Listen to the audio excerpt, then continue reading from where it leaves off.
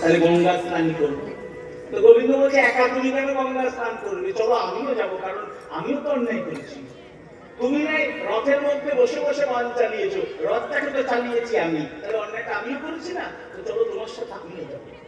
তো ভগবান আবার অর্জুনকে রথে তুলে নিজে সারথি হয়ে একদম রথ ছুটাতে ছুটাতে এসে উপস্থিত হলো কোথায়? গঙ্গা তীরে। গঙ্গার তীরে এসে রথটাকে দাঁড় করিয়ে ভগবান বলছেন, অর্জুন তুমি কিছুক্ষণ রথে বসো, আমার একটা কাজ আছে, ওই কাজটা করে আসি, তারপরে দুজনে মিলে গঙ্গায় নেমে স্নান করবো। তা গঙ্গার তীরে কি থাকে? মহা শ্মশান। সেখানে মৃতদেহ দাহ করা হয়, পোড়ানো হয়, তাই তো? তো অর্জুন রথের মধ্যে বসে আছে, ভগবান চলে গেছেন, ভগবান একটা লীলা করলেন। কি দেখা গেল? দুজন মানুষ চাটাইয়ের মধ্যে একটা মরাকে জড়িয়ে শ্মশানের মধ্যে এনে ফেলে চলে গেল। বলে চল ভাই কাঠ জোগাড় করে আনি, তারপরে এটাকে পোড়াবো। কাঠ জোগাড় করতে গেল। এবার চাটাইয়ের মধ্যে মরাটাকে খুলে রেখে দিয়েছে, মরাটা পড়ে রয়েছে শ্মশানের মধ্যে। এমন সময় দুটো শিয়াল এসেছে। মন দিয়ে শুনবেন, কটা শিয়াল? দুটো শিয়াল। একটা বেশ মোটাসোটা শিয়াল জোয়ান, আরেকটা বুড়ো শিয়াল একদম হাত ঝিরঝিরে। হ্যাঁ, তো জোয়ান শিয়ালটা বুড়ো শিয়ালটাকে দেখে বলছে, ও দাদু ওই দেখো শ্মশানে মরা পড়েছে, চলো চলো দুজনে মিলে খাই। তো বুড়ো শিয়ালটা বলছে, দাদু ভাই যা দেখবো তাই খাওয়া খেতে নেই। চৈতন্য চৈতন্য তো বর্ণনা করছে, কি বলছে? জিহ্বার লালসে যেবা ইতিমতি যায়, শিষ্যত্বত পরায়ণ কৃষ্ণ নাহি পায়। বৈষ্ণব অত সহজ নয়। আগে এই জিহ্বাটাকে সংযত করতে হবে, কথা বলতে গেলেও সংযত করতে হবে, আহার করতে গেলেও সংযত করতে হবে। আমি বৈষ্ণব হলাম, যাকে যা খুশি তাই বলে দিলাম হবে না, যেখানে খুশি যা খুশি তাই খেয়ে দিলাম সেটাও হবে না। শিষ্যত্ব পরায়ণ কৃষ্ণ নাহি পায়।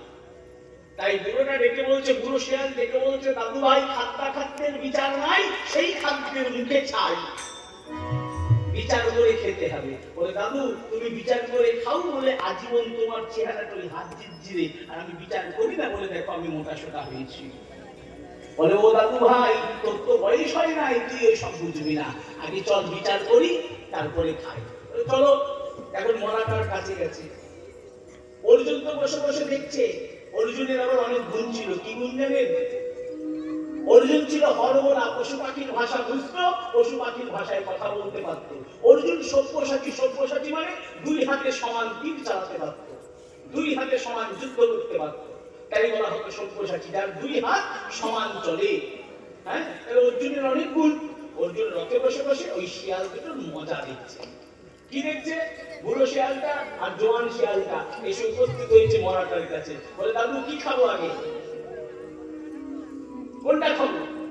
বলে দাদু আগে জিভটাকে খাই, জিভটা তো নরম, জিভটাকে খাই। জিভটা বের করে বলেছে তো চলো জিভটাকে খাই। বুড়ো দাদু বলছে, দাদু শিয়ালটা বলছে দাদা একটুখানি গন্ধটা শুকে দেখি। তো জিভের কাছে নাকটা নিয়ে গিয়ে গন্ধ শুকে বলছে, না এ জিভ খাওয়া যাবে না। বলে কেন? বলে এই জীবনে কোনোদিন কৃষ্ণ নাম উচ্চারণ পর্যন্ত করে নাই। দেখুন একটা শেয়াল, সে কি বলছে? এই জিহ্বাতে কোনোদিন কৃষ্ণ নাম উচ্চারণ করে নাই, এই জিহ্বাটা অপবিত্র, এই অপবিত্র বস্তু সেবার যোগ্য নয়। বলে বেশ, তাহলে চোখটাকে খাই। চোখের গন্ধ শুনে বলছে এই চোখও খাওয়া যাবে না, কারণ এই নয়নে কোনোদিন কৃষ্ণ রূপ দর্শন করে নাই, তাই এই নয়ন সেবার যোগ্য নয়। তাহলে শ্রবণ মানে কানটাকে খাই। বলে এই কানে কোনোদিন কৃষ্ণ নাম আস্বাদন করে নাই, তাই এই কান কোনোদিন কৃষ্ণ সেবার যোগ্য নয়, আমরা কোনোদিন খাবো না। বলে বেশ, অন্তত হাতগুলো চিবাই। বলে এই হাতে কোনোদিন দান করে নাই। বোঝা গেল দানের গুরুত্বটা কি? এই হাত দিয়ে কোনোদিন দান করে নাই।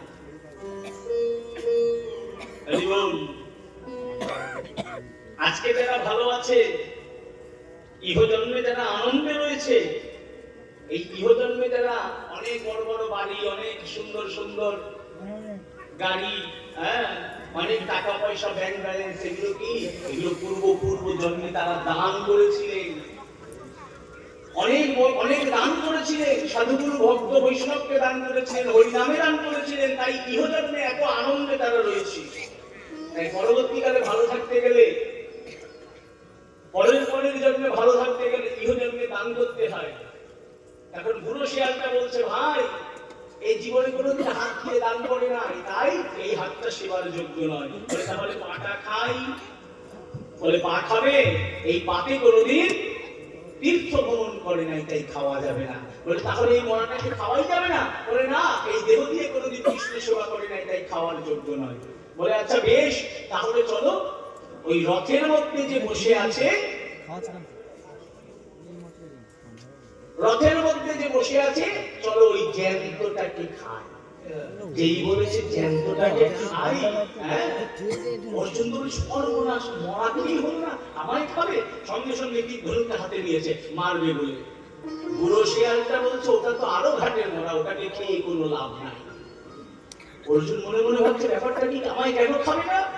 তো সেই সময় ওই বুড়ো শিয়ালটা জোয়ান শিয়ালটাকে ডেকে বলছে, দাদু ভাই, স্বয়ং যে গোবিন্দের চরণ থেকে মা গঙ্গার উৎপত্তি হয়, এই মহামূর্খ তাকে নিয়ে এসেছে গঙ্গা স্নান করতে। হ্যাঁ, যার চরণ থেকে মা গঙ্গার উৎপত্তি, তাকে নিয়ে এসেছে গঙ্গা স্নান করতে। এর মতো মহামূর্খ আর কিছু আছে? তাহলে একে খাবো কোথা থেকে? এই অর্জুনের চৈতন্যদয় হলো।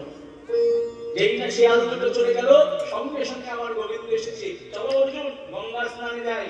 অর্জুন তাড়াতাড়ি রথ থেকে নেমে গোবিন্দের চরণ স্পর্শ করে বলছে, আমার গঙ্গা স্নানের প্রয়োজনীয়তা নাই। বোঝা গেল? তাহলে আজ এখানে বসে আমরা আমাদের দিব্য নয়নে দর্শন করতে পারবো ভগবানের লীলা কিভাবে, যদি আমরা তার চরণে আমাদের মনোনিবেশ করতে পারি। তাহলে আমরা দেখতে পাবো আমার গৌরাঙ্গ সুন্দর নাচছে। তাই আসুন, শুধু দেখবো না, শুধু দেখলেই হবে না, দান করতে হবে, হরি নামে দান করতে হবে। হ্যাঁ, আমাদের কমিটির দাদারা আপনাদের কাছে আসবে, মনে রাখবেন বিন্দু বিন্দু জলকণা দিয়ে সাগরে পরিণত হয়। তাই আপনারা সবাই মিলে মুক্ত হস্তে দান করুন হরিনাম কৃষ্ণ নামে। আরেকটা কথা মনে রাখবেন, যেটা বললাম, যে ইহ জন্মে দান করলে এই দান ভগবানের, যেমন আমরা ব্যাংকে টাকা জমালে আমাদের ইন্টারেস্ট বাড়তে বাড়তে ডবল হয়ে যায় না, তেমনি ভগবানের কাছে, ভগবানের হাতে, ভগবানের নামে যদি আপনি কিছু দেন, সেটা পাবেন আগত জন্মে। এই জন্মে আপনি যা দান করবেন, পরবর্তীকালে অনেক অনেক বহু গুণে বৃদ্ধি হয়ে আপনার কাছেই ফিরে আসবে। নিতাই গৌর হরি হরি বল, নিতাই গৌর হরি। তাই সবাই মিলে মুক্ত হস্তে দান করুন, কিন্তু হ্যাঁ, থং থং করে আওয়াজ যেন না হয়, ঠিক আছে? দান করবেন, ডান হাতে দান করবেন, বাঁ হাত জানবে না, ঠিক আছে? তাই ওই ঠং ঠং আওয়াজ যাতে হয়, ওগুলো দেবেন না, কাগজ দেবেন, নিঃশব্দে যাবে, ঠিক আছে? যাই হোক, তাই হরি বল। আর কথা বলবো না, এবার একেবারে ফিরে যাই। কি বলছে? তাহলে কে কে নৃত্য করছেন? আমার গৌরহরি নাচছেন। শুধু কি আমার গৌরহরি নাচছেন বলে না, সব থেকে আনন্দ যার দিকে, দুনিয়া নবদ্বীপে সব থেকে বড় কৃষ্ণ যিনি, তিনি হলেন অদ্বৈত প্রভু। তাই কেমন করে নাচছেন? আমার অদ্বৈত নাচিছে, অদ্বৈত নাচিছে, অদ্বৈত নাচিছে, অদ্বৈত নাচিছে, তুলসী গঙ্গা নয়ে অদ্বৈত নাচিছে, তুলসী গঙ্গা নয়ে অদ্বৈত নাচিছে, তুলসী গঙ্গা নয়ে অদ্বৈত নাচিছে, তুলসী গঙ্গা নয়ে সোনার গোপাল বলে, তুলসী গঙ্গা নয়ে সোনার গোপাল বলে, তুলসী গঙ্গা নয়ে সোনার গোপাল বলে, তুলসী গঙ্গা নয়ে সোনার গোপাল বলে, তুলসী গঙ্গা নয়ে অদ্বৈত নাচিছে, কাজী বাঁধে নাচে গোরা, জয় জয় দিয়া, জয় জয় দিয়া। তাহলে কে নাচছেন? অদ্বৈত আচার্য প্রভু। শুধু কি প্রভুর সঙ্গে অদ্বৈত প্রভু? বলে না, আরো একজন নাচছেন। তিনি কে? যেই না আমার গৌরহরি কৃষ্ণ ভাবে ভাবিত হয়েছেন, সঙ্গে সঙ্গে গদাধর রাধা ভাবে ভাবিত হয়ে আমার গৌরহরির ভাবে গিয়ে দাঁড়িয়েছেন। কেমন করে? আমার গদাধর নাচিছে, আমার গদাধর মহাপ্রভু পাম ভাবে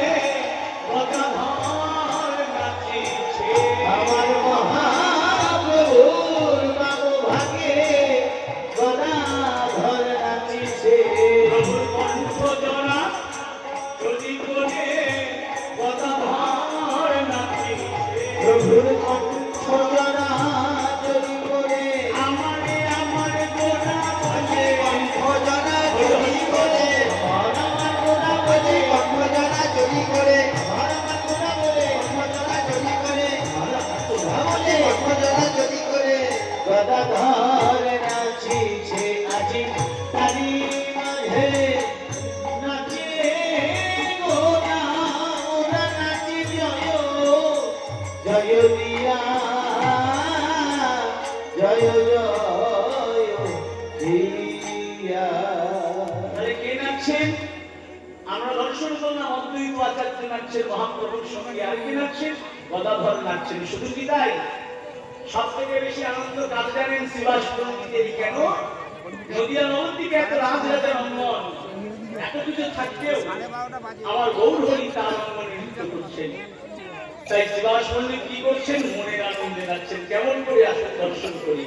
আমার শ্রীবাস নাচিছে, শ্রীবাসে নাচিছে, আমার শ্রীবাস নাচিছে, ওরে করে করো তালি দিয়ে শ্রীবাস নাচিছে, করে করো তালি দিয়ে শ্রীবাসে নাচিছে করে করো তালি দিয়ে শ্রীবাস নাচিছে। করে করো তালি দিয়ে শ্রীবাসে নাচিছে কিন্তু আমি তো দেখতে পাচ্ছি না, পাচ্ছি না আস্তে আস্তে আস্তে আমি দেখতে পাচ্ছি না। কয়েকজন হাততালি দিচ্ছে, সবাই দিচ্ছে না। আচ্ছা, কারা কারা এখানকার মানসিক হাত তুলে দেখান দেখি।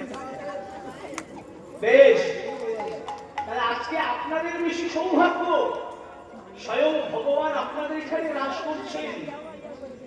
এ শুধু লীলা নয়, কীর্তনীয় আসরে দাঁড়িয়ে ধেই ধেই করে নাচা তা নয়। এই যে নাম রূপে নামই এখানে রাস করছেন। আপনারা মহাসৌভাগ্যবান, মহাসৌভাগ্যবতী। আজকে নিজেরা আপনারা আস্বাদন করছেন ভগবানের এই লীলা। তাহলে আপনারাই তো শ্রীবাস পণ্ডিত। তো সেই আনন্দটা কোথায়? আনন্দের বহিঃপ্রকাশ করতে হবে, হাততালি দিতে হবে। হাততালি দিলে কি হয়? এখন তো ইউটিউবে এত তথ্য শোনা যায় যে আর কি বলবো, আপনারা সকলেই জানেন। হ্যাঁ, আমি যদি জিজ্ঞাসা করি হাততালি দিলে কি হয়, আপনারা বলে দেবেন বাবা হাততালি দিলে ওই হাতের মধ্যে যত অশুভ রেখা সব মুছে যায়, নতুন নতুন শুভ রেখার উদয় হয়। আপনারা জানেন, আমার থেকে ভালো। বেশ, হাততালি দিলে কি হয়? বলে হাততালি দিলে সংসারে যত অভাব অনটন আছে সব চলে যায়, সুখ শান্তি হয়। এগুলো আপনারা জানেন। হ্যাঁ, এবার আমি আজকে যে কথাটা শোনাবো এই কথাটা আপনারা জানেন না।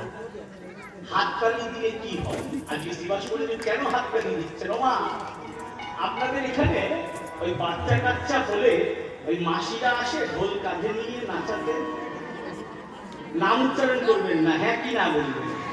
বেশ,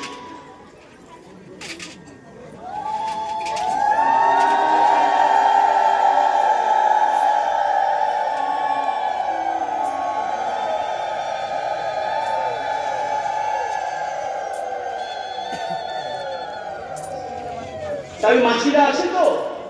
আচ্ছা আচ্ছা, ওই মাসিদেরকে কোনোদিন দেখেছেন হাসপাতালে ভর্তি হতে, ডাক্তার দেখাতে যেতে? দেখেছেন কোনোদিন? কোনোদিন আমরা কেউ দেখিনি। ওই মাসিরা কোনোদিন অসুস্থ হন না। সুস্থ থাকার মন্ত্র তারা জানে। কি জানেন সেই মন্ত্র? দেখবেন ওই মাসিদেরকে যখনই ডাকলি দেখতে পাবেন, যখনই দেখতে পাবেন সবসময় বলে এই ভালো আছিস। ঠিক বলছি না? কি বলে সবসময়? হাততালি দেয়। সায়েন্স কি বলছে? সায়েন্স বলছে আমাদের দেহের সমস্ত নার্ভাস সিস্টেমটা আমাদের হাতের এবং পায়ের তলায়। বোঝা গেল? দেখবেন মাঝে মাঝে ইউটিউবে দেখা যায় যে আপনার পেটে ব্যথা করছে, এই জায়গাটা টিপুন। দেখা যায় না? আপনার মাথা ব্যথা করছে, এই জায়গাটা টিপুন। চোখে একটু কম দেখছে, এই জায়গাটা টিপুন। দরকার নেই। ওই মনেও থাকে না কোন কোন জায়গা টিপতে হবে, এসব মনেও থাকে না। ওরা আবার ট্রেন দিয়ে দাগিয়ে দাগিয়ে দেয়। আমি কি বলি? হরিনাম কৃষ্ণ নাম বড়ই মধুর, যে যারা কৃষ্ণ ভজে সে বড় চতুর। বোঝা গেল? তাহলে এই টিপতেই যদি হয় ওই রকম টিপবো কেন? আমরা করতালি দেব। বোঝা গেল? আর করতালি এমনি এমনি দেবো কেন? হরিনামে করতালি দেবো, তাতে আমার হরিনামও হবে, করতালিও দেওয়া হবে।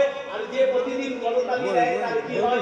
ভালো থাকে, কিডনি ভালো থাকে, চোখ ভালো থাকে, সর্বাঙ্গ তার কুশল থাকে। বোঝা গেল?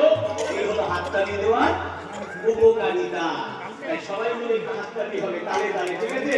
কোনো কিছু বাজবে না, আমি গাইবো, আপনারা হাততালি দেবেন। আমার সীমা সে নাচিছে, সে নাচিছে, আমার সীমা সে নাচিছে, সে নাচিছে। বাহ বাহ বাহ বাহ, খুব সুন্দর সুন্দর সুন্দর। এই যদি আমি আগে জানতাম আপনারা এত সুন্দর করতালি দিতে পারেন তালে তালে, তাহলে আমি বাজিয়ে দুটো নিয়ে আসতাম না। আমি গাইতাম, আপনারা করতালি দিতেন, সুন্দর করে, এত সুন্দর করে রাসলীলা হতো।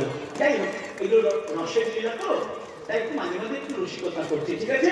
আসলে এবার দর্শন করি আমার শ্রীবাস কেমন করে নাচছেন সবাই মিলে।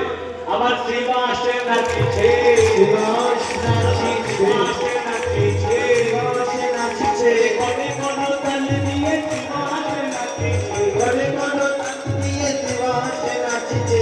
কনে কোন তালি দিয়ে শ্রীবাসে নাচিছে। ঘরে ঘরে তালি দিয়ে, বলে মহাপ্রভু কাজে ঘরে ঘরে তালি দিয়ে, ঘরে মহাপ্রভুকে, ঘরে তালি দিয়ে, ঘরে মহাপ্রভুকে, ঘরে ঘরে তালি দিয়ে, ঘরে মহাপ্রভুকে, ঘরে ঘরে তালি দিয়ে। শ্রীবাসে নাচিছে তালি মাঝে, নাচে গোরা জয় জয় দিয়া, জয় জয় হে। সবাই নাচছে। আর এই সবাই নাচ দেখে একজন শুধু দূরে দাঁড়িয়ে নয়ন জলে বুক ভাসিয়ে কাঁদছে। কে জানলেন? অন্তরজামী আমার ভগবান গৌরহরি জানলেন, ছুটে এলেন তার কাছে। কি গো, তুমি কাঁদছো কেন? প্রভু, আজকে সবাই নাচছে, আমি নাচতে পারছি না, কেন তুমিও নাচো? প্রভু, আমি যদি নাচি তাহলে সবাই হাসবে। কেন হাসবে? কার কাছে এলেন প্রভু? তার নাম হচ্ছে বক্রেশ্বর পণ্ডিত। পুরাকালে যিনি ছিলেন অষ্টবক্র মুনি, যার দেহের 8টা অঙ্গ বাঁকা ছিল, কলিযুগে তিনি এসেছেন বক্রেশ্বর পণ্ডিত রূপে। এই কলিযুগেও তার দেহের 8টা স্থান বাঁকা। তাই ওই বিকলাঙ্গ শরীর নিয়ে কেউ যদি নাচে, আমরা দেখলে কি করব? কি করব? হাসবো না? তাই বক্রেশ্বর পণ্ডিতের বড় দুঃখ, বড় যন্ত্রণা, বড় কষ্ট। আজ এই রাস দেখতে সবাই নাচছে, কিন্তু আমি নাচতে পারছি না। কিন্তু আমার ভগবান, তিনি যে বড় দয়াল, তিনি যে বড় করুণাময়, করুণার সাগর, এটা আজ তিনি লীলা করেছিলেন। আজ বক্রেশ্বর পণ্ডিতকে মনে করিয়ে দিলেন, বক্রেশ্বর